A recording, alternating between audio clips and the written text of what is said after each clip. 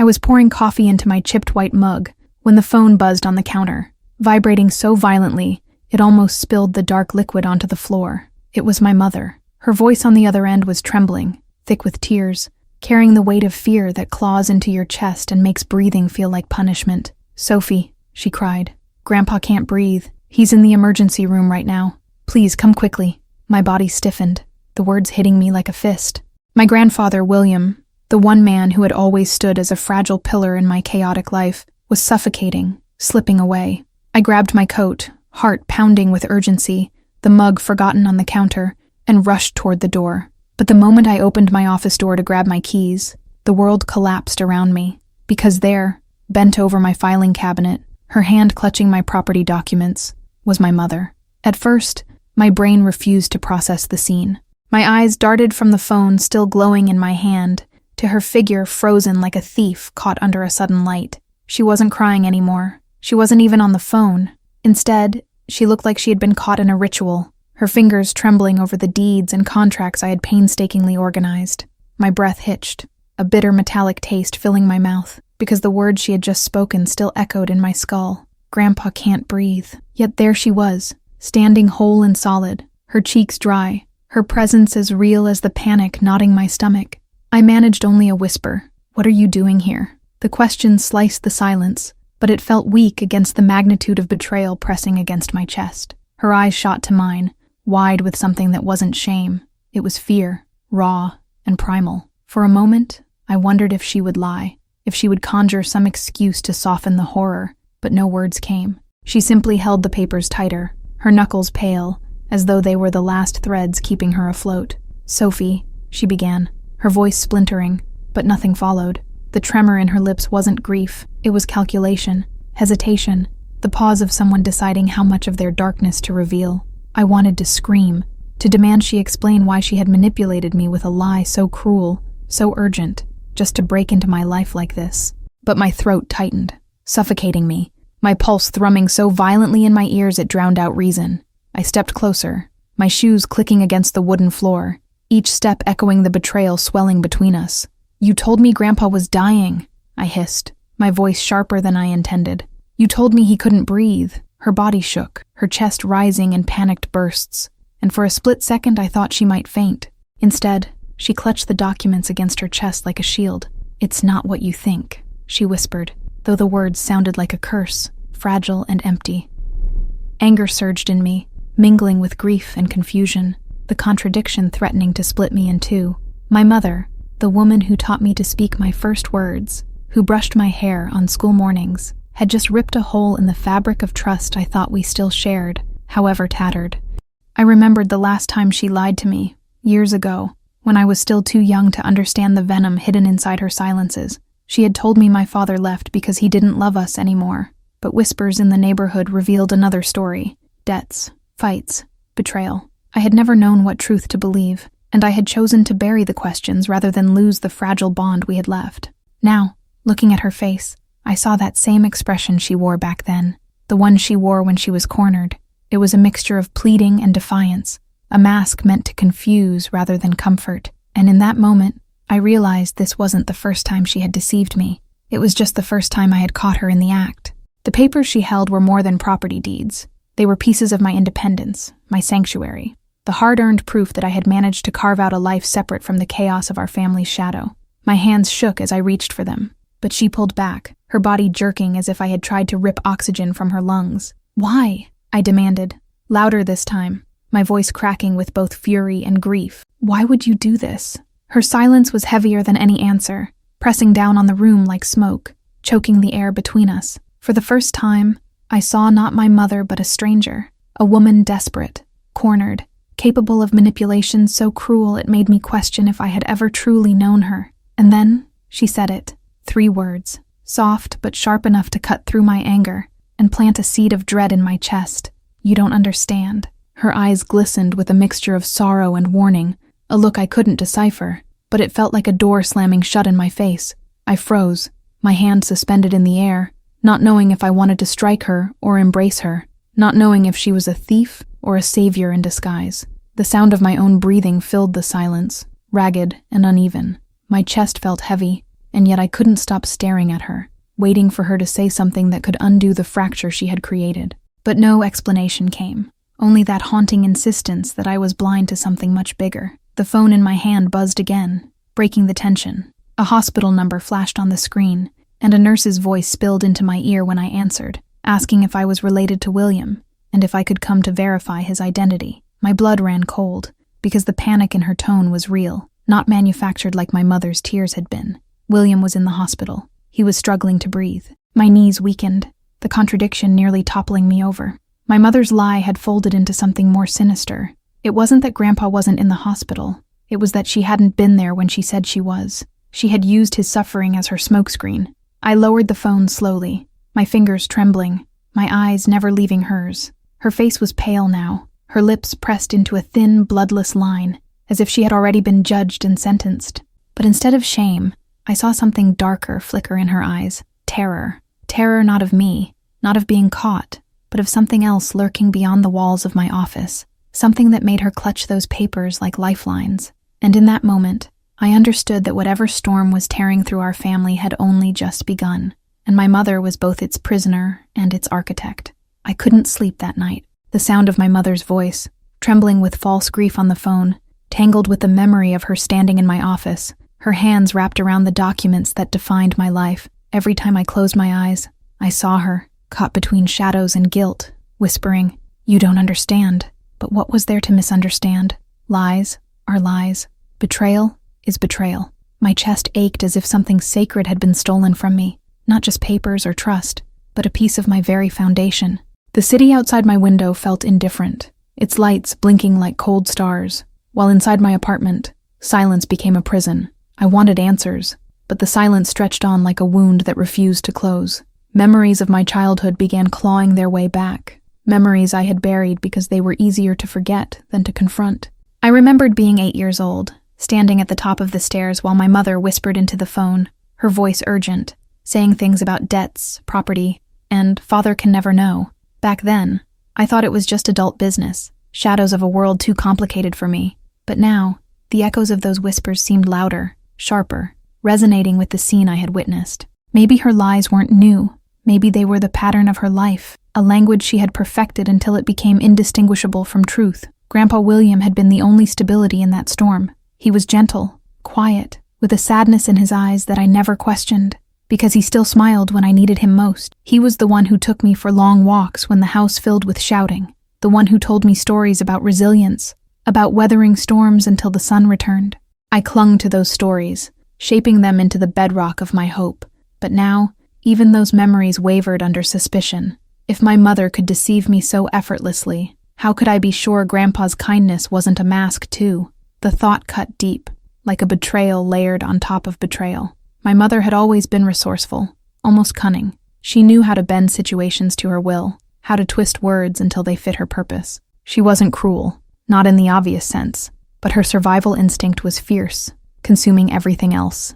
I had seen it when she pawned her jewelry under the guise of just rearranging finances, when she begged favors from friends and neighbors, always promising repayment that never came. She carried desperation like perfume, invisible but impossible to ignore once you caught a whiff. And last night, standing in my office, I realized she hadn't changed. Her desperation had simply grown sharper, hungrier, willing to devour even me if that's what survival demanded. Daniel was the only person I trusted enough to call, my oldest friend, the one who had been with me through every storm. He listened as I poured out the chaos, his silence steady, anchoring me when my emotions spun wild. "Sophie," he said finally, his voice calm but edged with concern, "your mother has been lying for years. You've always known it, but you wanted to believe she could change." His words cut because they were true. I wanted so badly to believe she was more than her flaws, that she still had a fragment of the mother I once adored. But deep down, I knew Daniel was right. I had been blind, and the veil had finally been torn away. I tried calling her the next morning, desperate for confrontation, for explanation, but she ignored every call. My messages went unanswered, swallowed by the void. Each silence added weight to my chest, each unanswered ring an accusation. She wasn't hiding because she was ashamed. She was hiding because she was planning, calculating, pulling invisible strings I couldn't see. My frustration turned to paranoia. my thoughts spinning into questions I couldn't silence. What was she planning with my property documents? Why did she use Grandpa as her excuse? And if he truly was in the hospital, why wasn't she there? The questions wrapped around me like chains, tightening with every hour. By evening, I couldn't take it anymore. I drove to her house, the small, weather-worn place where I had grown up, the place that had once been filled with the scent of warm bread and laughter before secrets had suffocated it. The curtains were drawn, the front light off, the silence unnerving. I knocked, then pounded, my knuckles aching, but there was no answer. It was as if the house itself had closed its mouth, refusing to speak. I circled the perimeter, my breath visible in the cool night air, and in that stillness I felt a chill that had nothing to do with the weather. It was the chill of being shut out, of realizing I was no longer her daughter in her eyes. I was her obstacle. I sat in my car outside her house, my hands gripping the steering wheel until they burned. I wanted to hate her. God, I wanted to hate her for what she had done. But beneath the anger, grief seeped in, quiet and poisonous. Because despite everything, she was still my mother. And hatred couldn't erase the nights she held me after nightmares, the mornings she braided my hair, the sacrifices she claimed she made for me. The contradiction was unbearable, tearing me in two. I wanted to scream and cry, to demand truth, but I knew I would get none. Instead, her words haunted me. You don't understand. And maybe she was right. Maybe I didn't understand. Not yet. But as I sat there, the engine humming softly, I promised myself I would. I would tear through every lie, unearth every hidden truth, until I knew why my mother had betrayed me with the cruelest deception a daughter could endure. Because this wasn't just about property documents anymore. It wasn't even about William's illness. This was about something larger, something festering in the cracks of our family for decades. And as the night deepened, I swore to myself I would find out, even if the truth destroyed me. The following morning, the hospital corridors swallowed me whole, their sterile smell of disinfectant clinging to my clothes, as if determined to remind me that life and death wrestled within these walls. My chest tightened with each step, the memory of my mother's voice on the phone echoing in my ears, colliding with the sight of her rifling through my documents.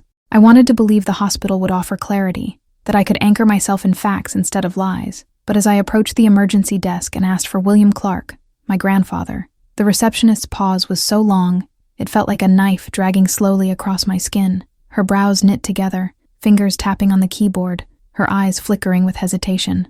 "I'm sorry," she said softly. "We don't have anyone by that name admitted to the ER today." The words made the floor tilt beneath me. My breath caught, and the sounds around me, the beeping monitors, the footsteps, the distant coughs, blurred into static. "Please check again," I insisted, leaning forward, my voice brittle, close to cracking. The receptionist glanced at me with pity before turning back to her screen. "Are you sure you have the right hospital?" she asked gently. Anger surged in me, not at her, but at the absurdity of it all. My mother's desperate lie, the nurse's real call, and now this void where truth should be. It felt like I was trapped in a maze where every turn collapsed into a wall of confusion. I stepped away from the desk, my heartbeat drumming in my throat, and dialed the hospital number that had called me the night before. The line rang, then disconnected. Again and again I tried, until my hands were shaking so badly the phone nearly slipped from my grip. Daniel's voice was the only lifeline I had left. When he answered, his calm tone cut through my spiraling thoughts like a rope tossed to someone drowning. I explained everything: the nurse, the missing record, the silence that stretched like a noose around me. He didn't tell me I was overreacting. He didn't say it was a misunderstanding. He simply said, "I'll meet you there." When Daniel arrived, his presence steadied me, but his eyes carried the same unease I felt. Together we retraced my steps, checking other departments, talking to nurses who exchanged wary glances, as though the name William Clark carried weight they couldn't voice. One nurse finally murmured, almost under her breath, "Try the 4th floor." It wasn't guidance, it was a warning. The elevator ride up felt endless, every second dragging as I replayed my mother's lies in my head, wondering what kind of truth awaited us behind those closed doors. When the doors opened, the air felt different, heavier, as though we had stepped into a place where silence carried secrets. We found him in a dim room, connected to machines that hummed and beeped in slow rhythm. My grandfather. His face was pale, his chest rising and falling with effort, each breath sounding like it was dragged from the depths of his body. Relief and grief collided inside me, my knees buckling as I moved closer. "Grandpa," I whispered, the word trembling as it left me. His eyelids fluttered, but he didn't open them, and I felt a wave of helplessness crash over me. Daniel rested a hand on my shoulder, steadying me, but his eyes were scanning the room, as if expecting danger to seep from the shadows. What chilled me most wasn't just William's frailty, it was the absence of my mother. She wasn't by his bedside. She wasn't anywhere. The lie she had woven the night before now glared at me with cruel clarity. She hadn't been at the hospital when she said she was. She had been in my office, digging into my life, choosing secrets over her father's suffering. The betrayal burned hotter now, turning grief into rage. Why wasn't she here? Why had she chosen papers over the man lying here fighting for every breath? I wanted to scream those questions into the sterile air, but the silence pressed them down, suffocating me. A doctor entered quietly, his eyes flicking from me to Daniel, then to William. "Are you family?" he asked. My throat tightened. "I'm his granddaughter," I said. His gaze lingered, heavy, as if measuring how much I deserved to know. Finally, he nodded. "Your grandfather was admitted last night. Severe respiratory distress. He stabilized, but there are complications." His words blurred into a haze of medical jargon, but the weight behind them was clear. William was alive, but barely. Relief and despair coiled around me in equal measure. Yet beneath the doctor's voice, I sensed hesitation, like he was holding something back. After he left, I sat beside William, taking his frail hand in mine, trying to anchor myself to the warmth still lingering in his skin. "I'm here," I whispered, though I wasn't sure if I was comforting him or myself. The questions gnawed at me with cruel persistence. Where was my mother? Why had she lied? And why did the nurses look at me as if my grandfather's name carried shadows? I glanced at Daniel, his jaw tense, his silence heavy. "Something's wrong," he said finally, and the certainty in his voice confirmed what I already knew. This wasn't just illness. This was the surface of something darker. I left the hospital that night with my chest heavy and my thoughts in chaos. Daniel drove me home, the headlights carving paths through the darkness, the silence between us unspoken but thick with fear. I couldn't shake the image of my mother's pale face, her eyes wide with that strange terror as she clutched my documents. I couldn't shake the way the staff hesitated when William's name was spoken. I felt like I was standing at the edge of a cliff, blindfolded, forced to step forward without knowing if there was ground or nothingness beneath me. But one thing was certain. My mother's lies were only the beginning. Something much larger was waiting in the shadows, and it was coming for me. The night after visiting the hospital, I wandered through my apartment like a ghost, the silence unbearable, my thoughts circling back to my mother's lies and my grandfather's frailty. Sleep was impossible, so I returned to my childhood home, to the place I swore I would never step into again after moving out. The house greeted me with its familiar creaks, its air thick with dust and memories. I didn't plan to search, not at first. I only wanted to stand in those rooms and remind myself of the child who once believed this house was a fortress. But something gnawed at me, whispering that answers were hidden in its bones. And so, almost against my will, I climbed the narrow stairs to the attic. The attic had always felt forbidden, a place where secrets gathered like cobwebs, thick and silent. My mother never let me play up here, always locking the door and keeping the key tucked away. Now, I pushed the warped wood open with effort, coughing as the scent of mildew and age wrapped around me. Light from a single bulb swayed weakly, casting jagged shadows across forgotten boxes and trunks. My hands shook as I pulled one open, revealing stacks of papers tied with yellowed string, letters, dozens of them, some fragile and stained, others carefully sealed. My heart raced as I recognized the handwriting, my grandfather's. I sat cross-legged on the dusty floor, the cold seeping into my bones as I untied the first bundle. The letters weren't written to me, but to someone named Evelyn. The name hit me like a bell rung in the dark. My aunt. The sister my mother never spoke of except in venom, as if she were a ghost best left unmentioned.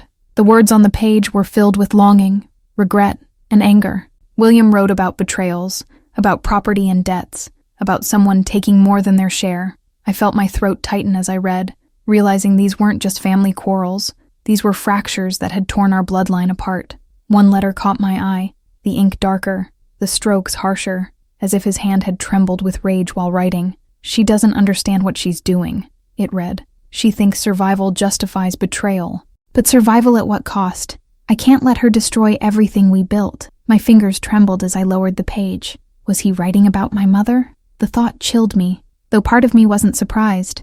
Margaret had always carried a sharpness, a willingness to wound, if it meant winning. But here, in William's words, that sharpness was painted not as resilience, but as destruction. I flipped through more letters, my eyes burning from exhaustion and dust. Evelyn's name appeared again and again, sometimes in affection, sometimes in bitterness. Evelyn was right to leave, he confessed in one, but I couldn't follow. The weight was too heavy. I wanted to know what that weight was, what truth Evelyn carried that made her abandon us. Every word I read made me realize how much of my childhood had been a performance, carefully crafted to hide wounds festering beneath the surface. My family wasn't broken now. It had been broken for decades. I had just been too blind, too young to see it. Daniel called while I sat surrounded by those letters, his voice crackling with worry. When I told him what I had found, he fell silent. "Sophie," he said finally, "you need to be careful. Your mother isn't just hiding something small. If she's willing to lie about William's health, if she's going through your property documents, it means she's desperate. Desperation makes people dangerous." His words wrapped around me like ice. I looked at the attic door, half expecting my mother to storm in and catch me with her secrets. But the house was silent, and for the first time, I felt like the silence itself was protecting me. Just as I prepared to leave, I noticed a single envelope resting at the bottom of the trunk, different from the others. The paper was crisp, fresh, without the yellowing of time. My stomach knotted as I lifted it, recognizing immediately the handwriting. Williams. But the date written at the top stopped my breath. Yesterday. My pulse roared in my ears as I opened it, half expecting the words to vanish like smoke. Inside, his message was brief, written in hurried strokes.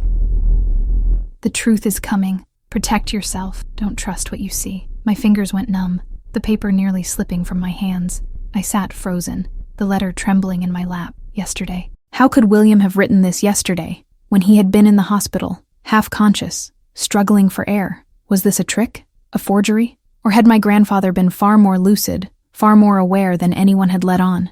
My heart hammered with the terrifying possibility that he knew about the lies surrounding him, that he was fighting not just for breath, but against something larger, something deadly. The attic seemed to close in around me, the shadows tightening, as though even the walls understood I had unearthed something dangerous. Clutching the letter to my chest, I descended the attic stairs, each creak beneath my feet echoing like a warning.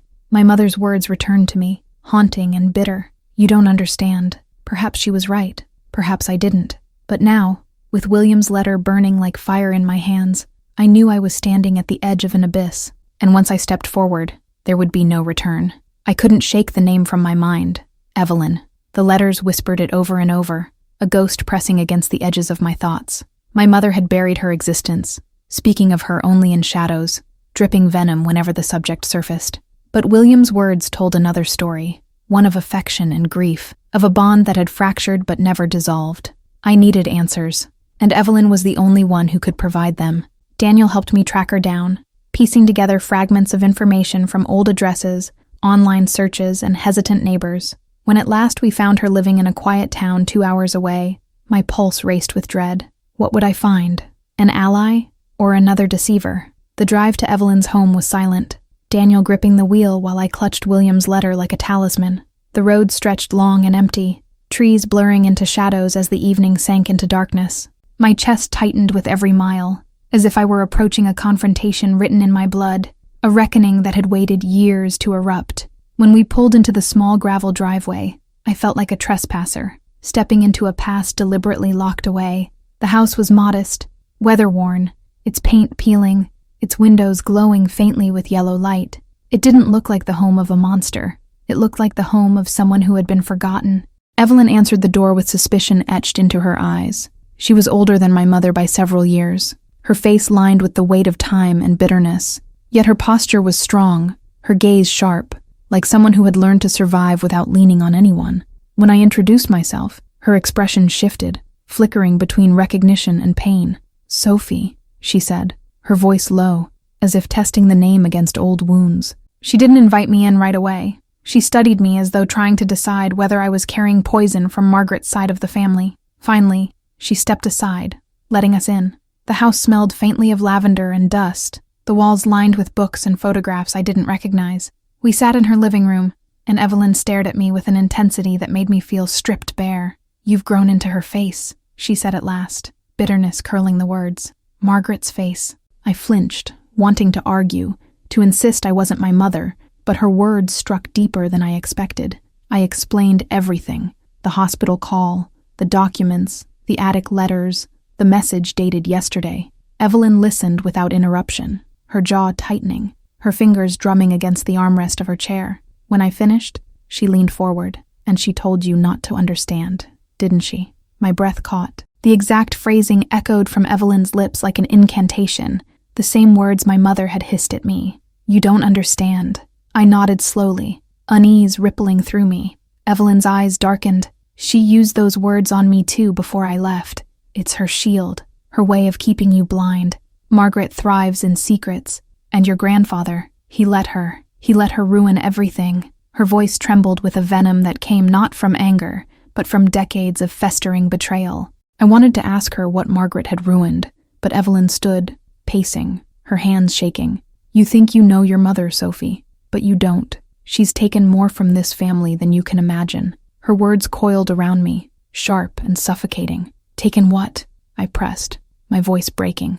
Evelyn turned, her eyes flashing with fury. "Our inheritance, our future. She forged documents, shifted property, convinced William to sign things he didn't understand. She bled this family dry until there was nothing left but ashes." My stomach twisted, the image of my mother clutching my deeds resurfacing with brutal clarity. Was this her plan again? To strip me of what I had built, just as Evelyn claimed she had done before? But beneath Evelyn's anger, I sensed something else. Sorrow, a longing that had never healed. "She stole my life," Evelyn whispered, almost to herself. I sat in silence, the weight of her revelations pressing against me. Daniel leaned forward, his voice steady. "Why didn't you fight back?" Evelyn laughed bitterly, the sound sharp and brittle. "I tried, but Margaret has a way of twisting stories, of making herself the victim. William enabled her, always covering for her sins, always painting me as the jealous sister who wanted too much. So I left. It was the only way to survive." Her eyes softened as they met mine. "But now you see. You're standing where I once stood. Margaret will destroy you if you let her." The warning struck deep, not just because of her conviction, but because I already felt it unfolding. As the night wore on, Evelyn told me fragments of stories, bank accounts that vanished, land that slipped into Margaret's name, signatures that didn't match. Each word carved deeper into me, blurring the image of my mother I had clung to for years. When we finally rose to leave, Evelyn's voice followed me to the door, sharp and final. "Be careful, Sophie. Margaret isn't just lying. She's capable of worse." I shivered at the weight of her certainty, her words clinging to me like shadows. And as Daniel drove us back into the night, I clutched William's letter tighter, realizing that the chasm between truth and lies was wider than I ever imagined, and I was already falling into it. The drive home from Evelyn's weighed on me like a stone pressing into my chest. Her words looped endlessly in my mind, filling the silence between Daniel and me with echoes of betrayal. Margaret had stolen from her own sister. She had twisted truths, manipulated William, rewritten the story of our family until Evelyn was cast out like a criminal. I wanted to deny it, to cling to the mother I once knew, but the memory of her hands on my property documents shattered every defense. Still, Evelyn's warning haunted me. She's capable of worse. I stared out the window, the night passing like a blur, feeling as though I was watching my life unravel from the outside. That night, I lay awake staring at the ceiling, remembering the moments I had once believed were ordinary, now tainted with suspicion. William had always carried a silence about him, a shadow that lingered even in his warmth. As a child, I thought it was simply age, a weariness from a long life, but now I wondered if it was guilt, if his stories of resilience were not wisdom, but confessions disguised as fairy tales.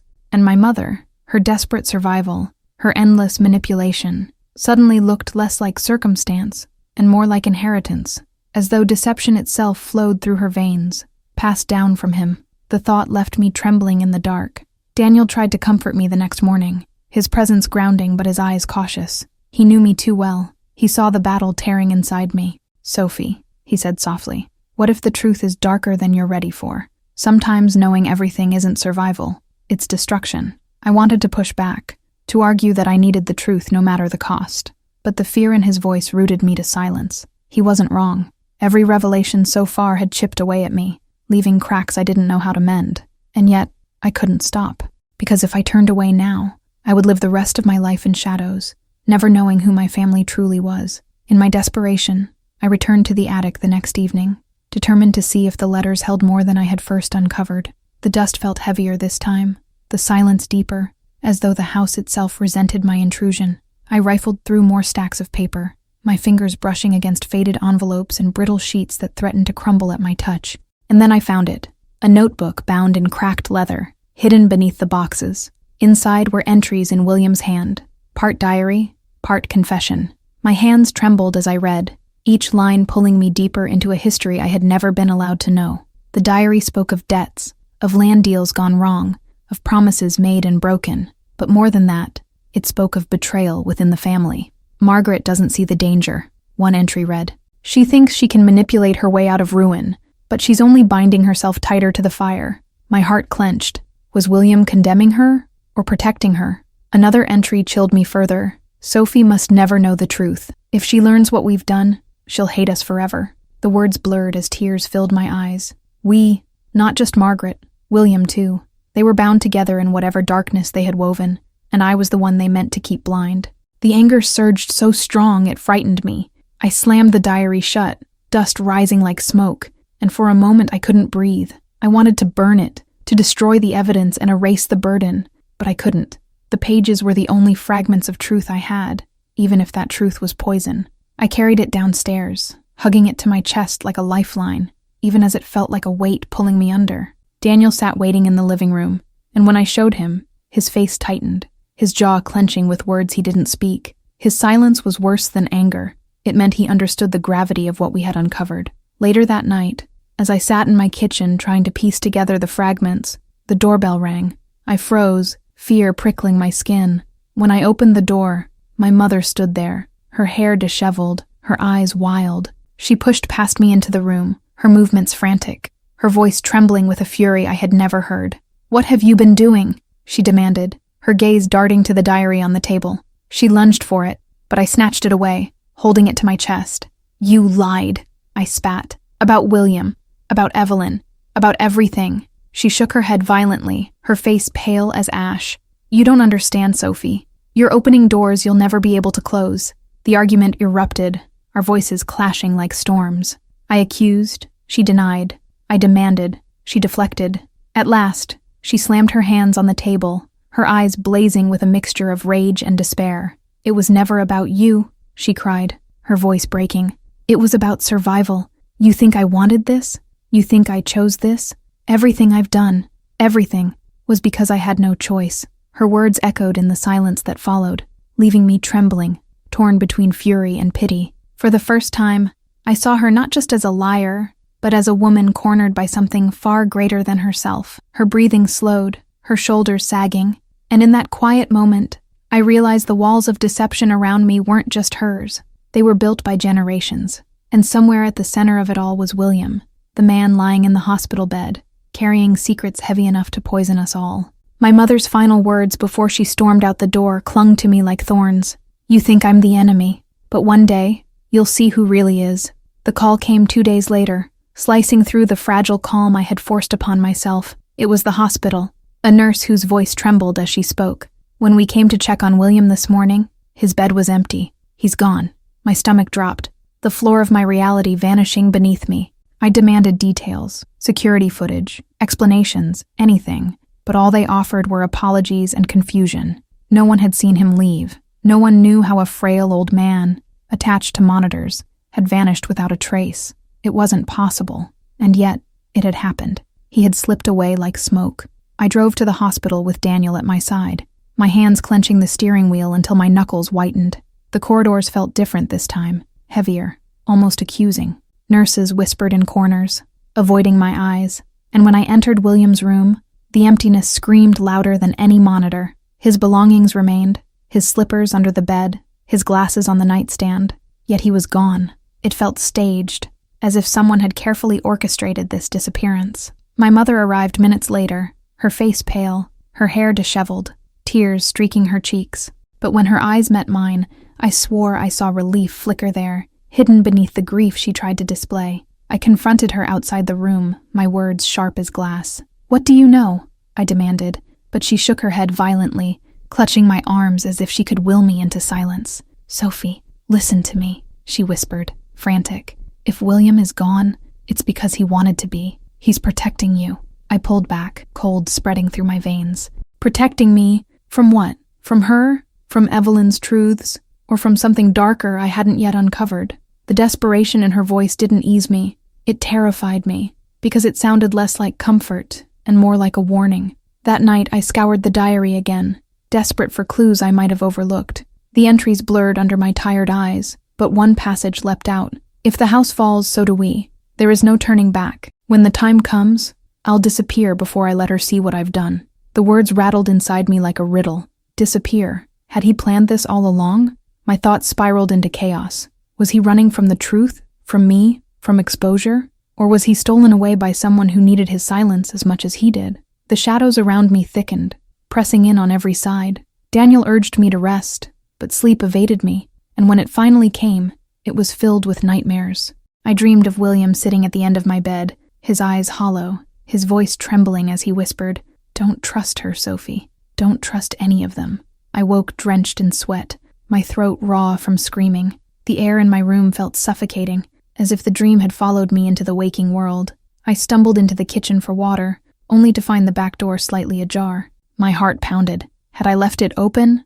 Or had someone been here, watching me while I slept? In the days that followed, the disappearance consumed me. Police were called, investigations opened, but every lead died before it began. Security footage revealed nothing, cameras conveniently down at the crucial hours. Staff swore they saw nothing unusual. It was as if William had evaporated into thin air. My mother hovered constantly, too eager to console, too desperate to be near. Her presence suffocated me, and her grief felt rehearsed, a mask she wore while hiding something behind her eyes.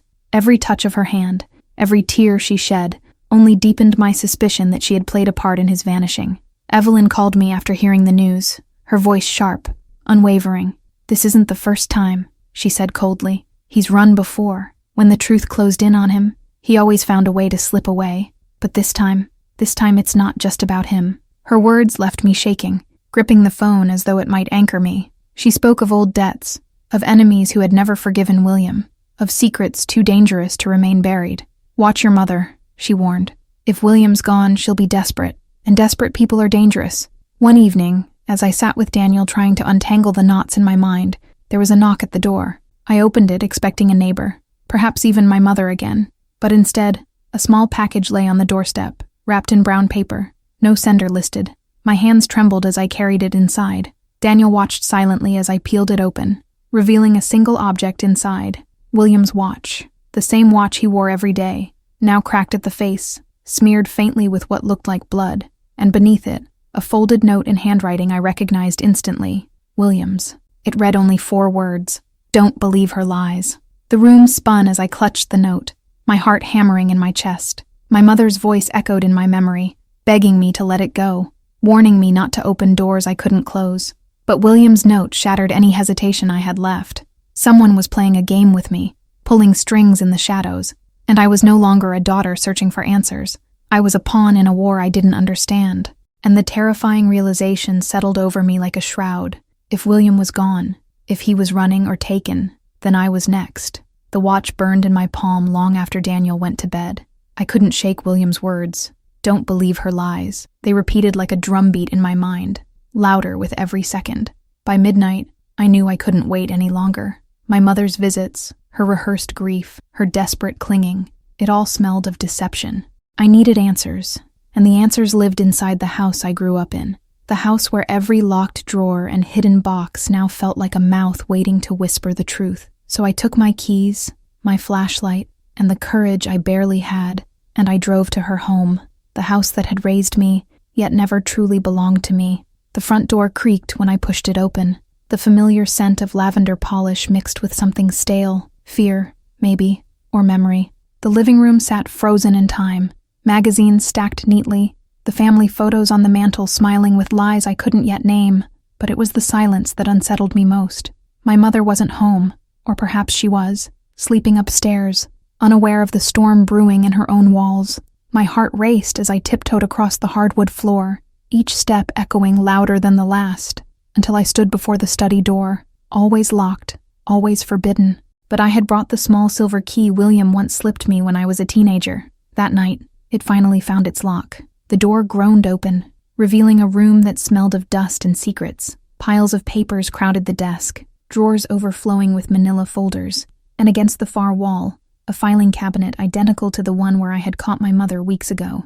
My hands trembled as I approached, pulling open drawer after drawer, searching for something, anything, that could explain the madness unraveling around me. Property deeds, bank slips, legal documents, all in my name, yet none of them familiar, as if someone had been preparing to dismantle me, piece by piece, stripping away the ground beneath my feet. I realized with horror that my life, my very identity, was being weaponized. Beneath a stack of deeds, I found an envelope marked with my grandfather's initials. Inside lay a series of letters, brittle with age, their ink faded, but legible. They weren't written to Margaret. They were written to Evelyn. The words spoke of betrayal, of debts unpaid, of choices that could never be undone. He confessed to selling something unnamed, that had cursed the family and left him bound to Evelyn by a chain of secrecy. My breath caught as I read. These weren't the words of a proud man protecting his kin. They were the ramblings of someone who had bartered away our future. I wanted to vomit, to tear the pages apart, but I couldn't. They were proof, and proof was all I had left. Just as I reached for another envelope, the sound of a door creaking downstairs jolted me. My blood froze. Someone was here. My mother? Evelyn? Or worse, someone who had been waiting for me to take this step. I shoved the letters into my jacket pocket and extinguished my flashlight, heart pounding in my ears. The footsteps grew louder, deliberate, climbing the stairs. Each creak in the wood screamed danger. I slipped into the closet, wedged between boxes of old linens, pressing my hand over my mouth to silence my breath. The doorknob to the study turned, and the faint outline of a shadow spilled across the floorboards. Through the sliver of light beneath the closet door, I watched as the intruder stepped inside. It wasn't my mother. The frame was broader, the movements too rigid. My pulse thundered as the figure crossed the room, rifling through the desk, opening the drawers I had just left ajar. He moved with precision, as if he knew exactly what he was looking for. Then, after a tense eternity, he muttered something under his breath, words I couldn't make out, and left, shutting the study door behind him. I waited in suffocating silence until the house fell quiet again. When I finally emerged, my legs shook so violently I nearly collapsed. I had almost been caught, yet the danger only sharpened my resolve. Whoever that man was, he hadn't been searching randomly. He had been after the same truth I was, and that meant William's disappearance, my mother's lies, Evelyn's warnings. They were all connected by something bigger than I had ever imagined. I clutched the letters in my pocket like a lifeline and swore to myself I would not stop, not until I unearthed everything. If my mother wanted me blind, if Evelyn wanted me terrified, if William wanted me shielded, it was too late. I had already opened the door. Back at my apartment, Daniel's face drained of color when I showed him the letters. He read them twice, his lips tightening with every line. "Sophie," he whispered, "this isn't just family drama. This is criminal. Whatever your grandfather sold, it wasn't his to sell. And Evelyn, she's not just some estranged sister. She's his partner in all of this. That's why she won't let go.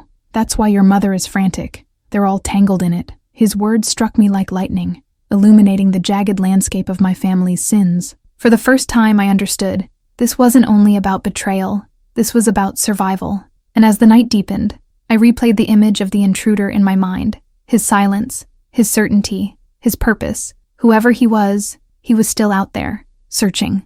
And I had stolen what he sought. That meant I was in his path now, marked by the very secrets my grandfather swore to bury. And in that suffocating realization, one truth settled into my bones. William hadn't disappeared to escape the truth. He had disappeared to buy me time, and time, I feared, was running out. When morning came, I didn't wait for courage. I drove straight to my mother's house with the letters burning a hole in my pocket. My hands clenched the steering wheel so tightly the skin whitened. Every mile felt heavier than the last, as if the road itself resisted me, warning me of what I was about to uncover. But I wasn't a child anymore, not the girl who obeyed her mother's every command or feared her disapproval. I was a woman standing in the ruins of her family's lies, and I had a right to demand the truth. When Margaret opened the door, her face froze, the practiced sorrow draining into something colder. She knew why I had come before I said a single word. I laid the letters on the kitchen table, their fragile pages stark against the spotless surface. "Explain," I said, my voice trembling but steady enough to hold. She didn't touch them at first. She simply stared, her eyes darkening with a storm I'd never seen before. Then she sighed, a sound heavy with resignation, and finally lowered herself into the chair across from me. "You shouldn't have these," she whispered, fingers brushing the paper like it was poisoned. I felt anger surge, sharp and scalding. "Then why do they exist, Mom? Why does Evelyn have power over us? Why did you lie about Grandpa? About everything?" My words cracked like glass shattering, filling the room with shards of accusation. Her confession spilled slowly, reluctantly, as if every sentence scraped her throat raw. She told me William had uncovered pieces of this same truth years ago, that he had begged her to tell me, to prepare me, but she had refused, convinced she could protect me by silence. "Your grandfather, he made a deal, Sophie. Not with banks, not with businessmen, with people you don't want to know. People who wanted land, access, signatures. He sold them more than property. He sold them leverage. And Evelyn, she was his broker." My skin crawled as her words sank in. This wasn't just betrayal within family. It was a pact with predators, a debt that still had teeth. I slammed my hand against the table, fury rising.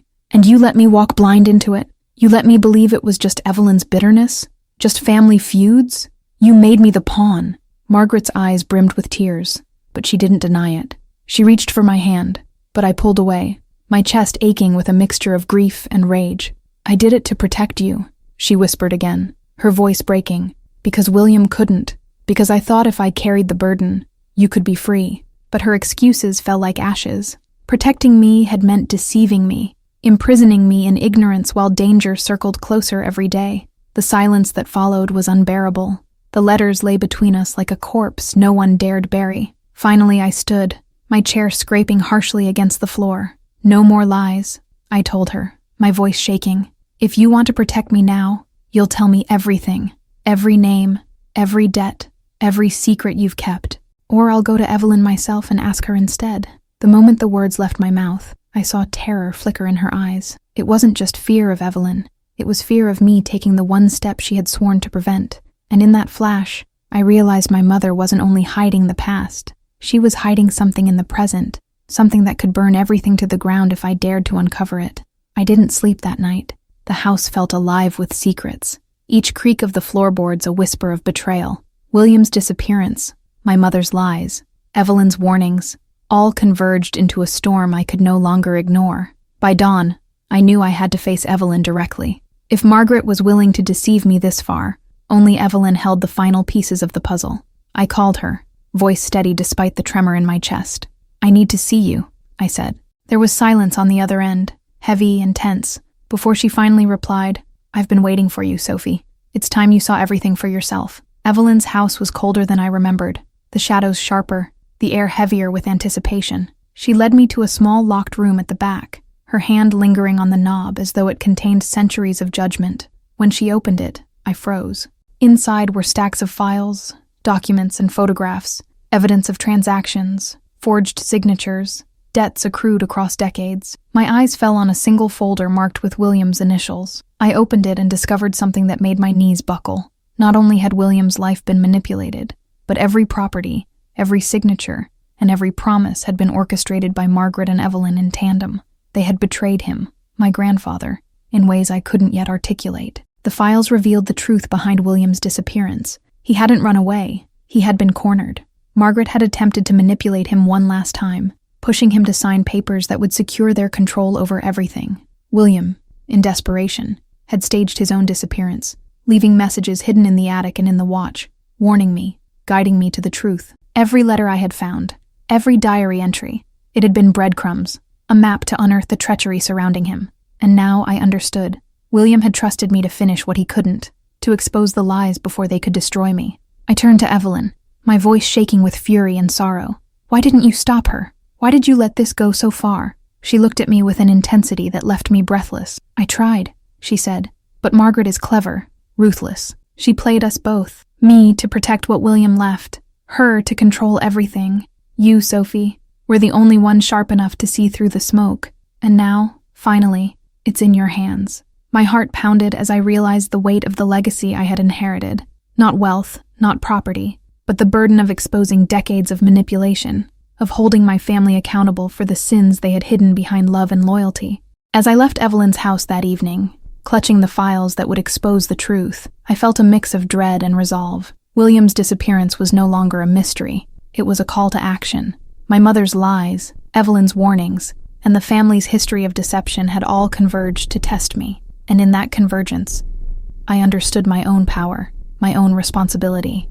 I would confront Margaret, reveal the truth, and reclaim what had been stolen. Not just the property, but the story, the legacy, and the dignity of a family fractured by greed and betrayal. For the first time, I felt like I wasn't a pawn anymore. I was the reckoning. If this journey through my family's secrets gripped you, if the twists and truths left your heart racing like mine did, don't keep it to yourself. Hit that subscribe button and join this channel, so you never miss another story that will pull back the curtain on mysteries you thought you knew. And if this video moved you, made you gasp, or even shook you to your core, show your support by liking it. It helps these stories reach more people who need to feel the intensity, the suspense, and the emotions we've explored together. By subscribing, you're not just following my journey, you're becoming part of a community that uncovers hidden truths, confronts secrets, and experiences stories that stay with you long after the screen goes dark.